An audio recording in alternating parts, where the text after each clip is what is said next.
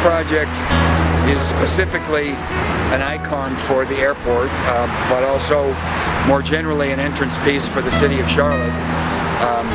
And it deals with imagery that we associate with ascent. My name's Ed Carpenter. I'm from the West Coast. I grew up in California, in Santa Barbara and Los Angeles, and I have lived for about the last 40 years in Portland, Oregon, during which time I've been slowly developing public commissions for a variety of different kinds of clients in this country and abroad. I'm really responding initially to the physical properties of a site. Should what I'm doing be in the foreground or the background? Should it be large or small? Should it be colorful or subdued? Should it be exuberant or self-effacing?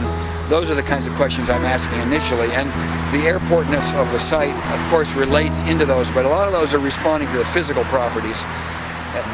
And then I'm looking for metaphor after that.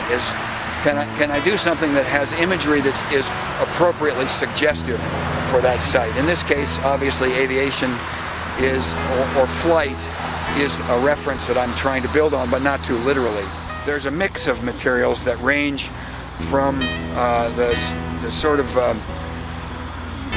dull in terms of light transmittance or reflectance all the way up to very shiny. And it's that mix that I like. So there's galvanized metal, galvanized steel, which is relatively unreflectant. Then there's stainless steel, and then there's glass, and the glass is colored also. So there's a mix of reflectance and of color. The glass is a laminated glass with a dichroic interlayer, which means it has an interlayer laminated between the two layers of glass that has special properties in relation to the light, and specifically there's a color shift when you move in relation to it.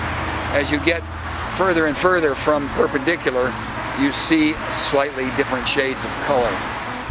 I really like this site, and for a number of reasons. One is that it is experienced by lots of people coming to and going away from the airport, and so it's a very highly used site and highly visited site in that respect.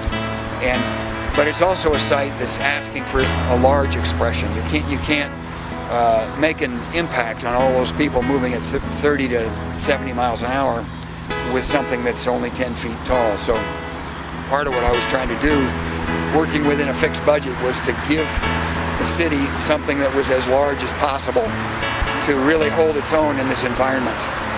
But also, there's this beautiful background of green trees. There are no billboards.